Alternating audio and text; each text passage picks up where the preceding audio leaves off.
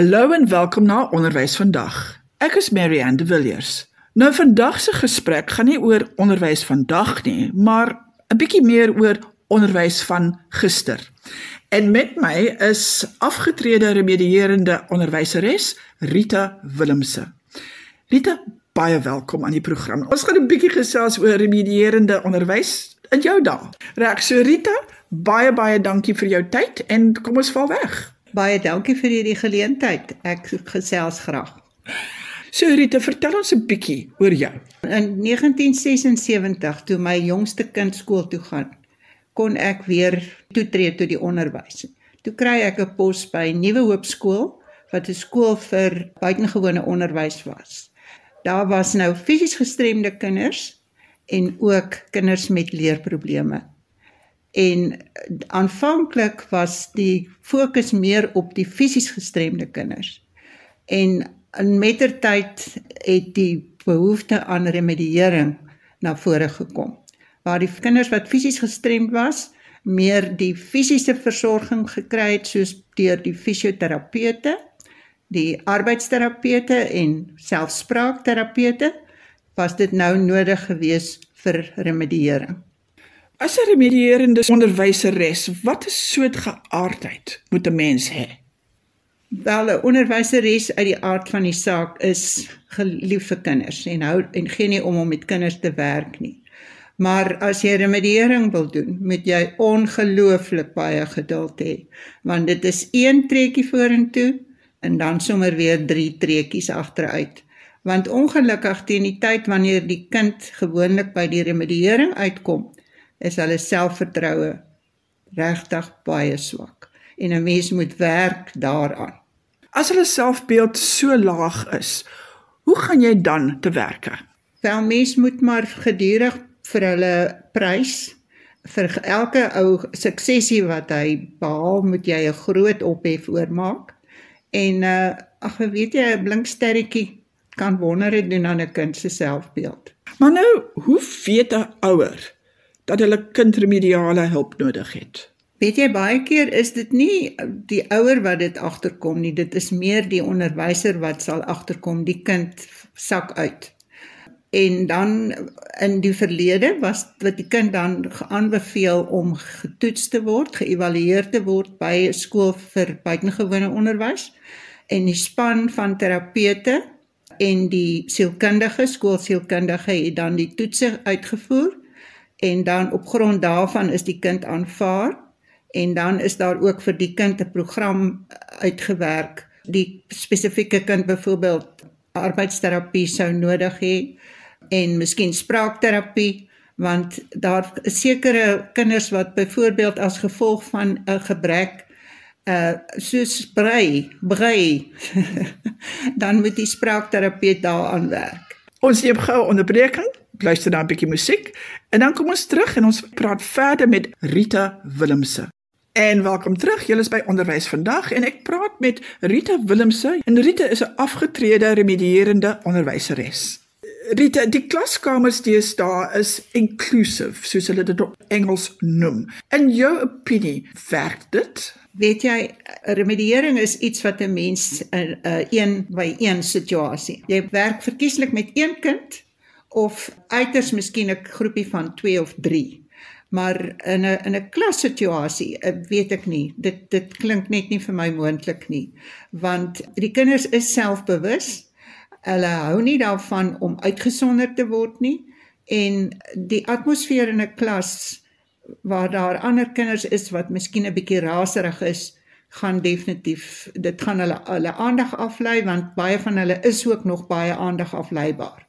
En enige so iets sal inbreuk maak op die klas. Ek dink dit sal miskien ook 'n bietjie moeilik vir die onderwyser wees. En vir een onderwyser alleen kan moeilik die klas beheer en nog remediering ook doen, en almal is ook nie opgelei om dit te doen nie.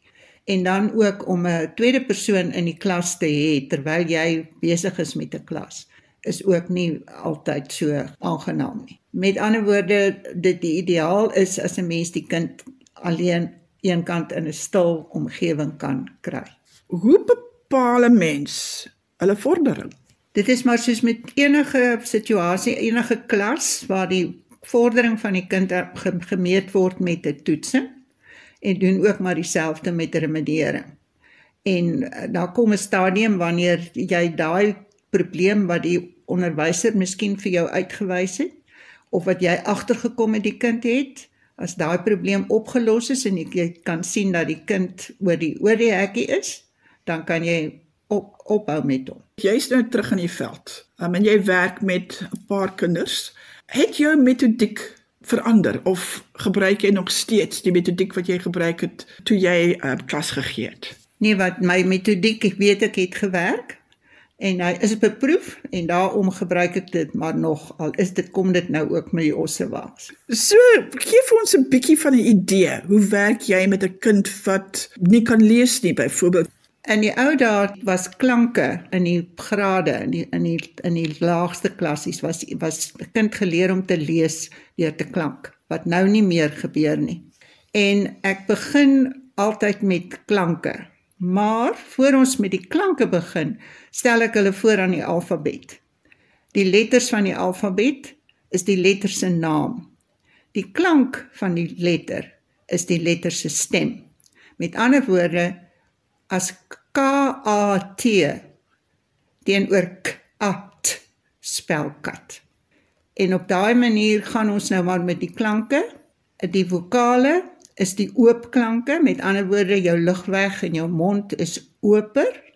En dan wanneer jy kom by die medeklinkers, dis die hekkies, ek noem hulle die hekkies, want daar's altyd iets wat 'n bietjie toemaak. Al is dit nou die lippe by 'n of die te waar jou tong teen jou tande kom, of jou k waar agter in jou keel is, altyd is daar 'n hekkie, en ek probeer dat hulle dit voel, en wanneer hulle 'n woordjie moet skryf, sê ek vir hulle proom van die begin af, watter hekkie eerste, watter hekkie tweede, watter klankie voor jy dan, en watter hekkie aan die einde, as daar 'n hekkie aan die einde is. Dit is nou vir jong kinders. Wanneer hou so 'n terapie op? Wel, eintlik is dit verkieslik jong kinders wat jy dit mee doen. Dit is moeilik om 'n kind van byvoorbeeld hoërskoolouderdom, 14 of 15, op hierdie manier te probeer leer. Maar gelukkig, teen daai tyd is hulle gewoonlik al geïdentifiseer as 'n kind met leerprobleme. Maar dit mag wees dat hierdie kind sukkel om te lees as gevolg van 'n fisiese probleem, soos byvoorbeeld sy sig of sy oogbewegings. 'n Babatjie word gebore na normale bevalling met alles in plek. Die brein, die oë, die ore, alles is daar, die senuweestelsel, dit ontwikkel soos wat hy ontwikkel. Groot spiere, klein spiere, deurdat hy beweeg, deurdat hy kyk, ver kyk, naby kyk, deurdat hy kruip. So gaan daardie kind uiteindelik kom uit by die stadium waar hy nou skool toe gaan. Maar as daar nou byvoorbeeld met sy oogies 'n probleem is wat nie opgemerk is nie, kan hy dwars deur die laerskool tot in die hoërskool gaan en sukkel om te lees. Hulle kry allerhande slim plannetjies om daai ding, hulle maak grappies om die aandag van hulle self af te lei. En dan is dit 'n bietjie laat om iets daaraan te doen. Maar oogoefeninge betyds gedoen word, kan dit daai probleem uitskakel. Belangrik dat die kind se kleinspiere ontwikkel het om te kan skryf. Dat hy sy liggaamsposisie in die ruimte geïdentifiseer het, dat hy weet wat is voor, agter, links en regs. Dit moet vasgelê wees. Anderster gaan ons probleme kry soos omruilings, soos byvoorbeeld 'n D en 'n B wat verkeerd omkyk, 'n P wat bo uitstaan, bo kan die ander letters uit, en 'n K wat miskien agterste voor is. Dit is alles probleempies wat 'n mens maar agterkom wanneer die kind nie sy posisie in die ruimte vasgelê het nie. Dit is dan baie belangrik dat 'n ouer 'n oogie dan moet oophou om die ontwikkeling van hulle kind te waarneem. Ja, dit is van baie groot belang dat die ouer dit sal agterkom, maar as die ouer dit nie agtergekom het nie, dan is die onderwysers daarom daar om agter te kom as daar ietsie is wat kort kom. by die kind se vordering in die klas. Die klasse deesdae is nie meer in A's en B's gestroom nie. Die kinders is nou almal bymekaar en de mekaar. Is dit dan 'n goeie idee? Ja, dit is moeilik vir my om nou 'n uitspraak daaroor te gee.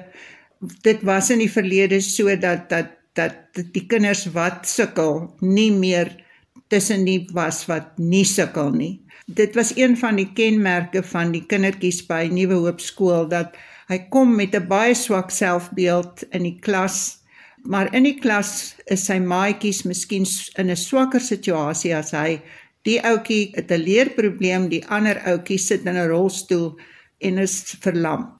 En nou kan hy dingetjies doen vir iemand anders en hy voel dat hy tog betekenis het. Want dit was eintlik so 'n kind, as hy toegelaat word in die skool, was sy selfbeeld baie keer so laag. En dit was wonderlik om te sien hoe hy tog vertroue in homself ontwikkel. Goed, ons gaan nou weer 'n onderbreking neem, 'n bietjie musiek, en dan praat ons verder oor wat ouers kan doen om te help. En julle is terug by Onderwys Vandag en ek praat met Rita Willemse, 'n afgetrede remedierende onderwyseres. Rita, as 'n kind nou in so 'n klas was, hoe maklik is dit om weer in die hoofstroom in te gaan? Weet jy, ek praat nou maar net nog uit na aanleiding van my ervaring wat ek gehad het by Nuwe Hoop Skool. Soos ek gesê het, daar was 'n span wat met elke kind gewerk het. Wanneer so 'n kind uitgeken word as geskik, dan was die sielkundige betrokke, al die terapeute wat met die kind gewerk het en die remedierende onderwyseres, sowel as die klasonderwyseres, en daar is 'n vergadering gehou en dit is bespreek en daai kind is nooit ontslaan uit Nuwe Hoop Skool voor almal nie baie seker daarvan was dat hy gaan die pyp rook nie. En ek kan nie onthou dat daar mislukkings was terwyl ek daar was nie. En dit was 15 jaar. Was daar ooit 'n tyd wat jy gedink ek kan nie verder nie. Ek kan dit nie meer doen nie? Nee, daar was nie so 'n tyd nie. En nou doen ek dit weer. Dit sê vir my, jy is daarom gebore hiervoor, né? Nee. As jy sê jy doen dit weer, jy help nou kindertjies hier op die dorp. Ja, hier by die sentrum, wat nou toevallig hier baie naby aan my is, het my gevra of ek 2 seentjies sal help wat regtig sukkel. Wat kan ouers by die huis doen om te help? Weet jy, vir my op hierdie stadium dink ek een van die belangrikste goed is dat kinders moet kan speel en kinders se skermtyd moet beperk word. En dan moet daar moet definitief roetine wees. Kinders moet nie 11:00 in die aand eers gaan slaap nie. En hulle dieet is ook baie belangrik. Dissipline. As jy van dieet praat, wat bedoel jy? Nie te veel gemorskos nie. En vrugte, groente en gesonde kos. Nie te veel suiker nie, want vir 'n kind wat al klaar reeds 'n bietjie hiperaktief is suiker giftig. Dit maak hulle heeltemal onbeheerbaar. En natuurlik vir 'n groeiende kind is dit belangrik dat hy suiwel kry, dat hy vars groente en vrugte inkry, vitamiene en al die dinge wat nodig is om 'n kind se liggaam gesond en sterk te maak. Maar daai soort kos is duur.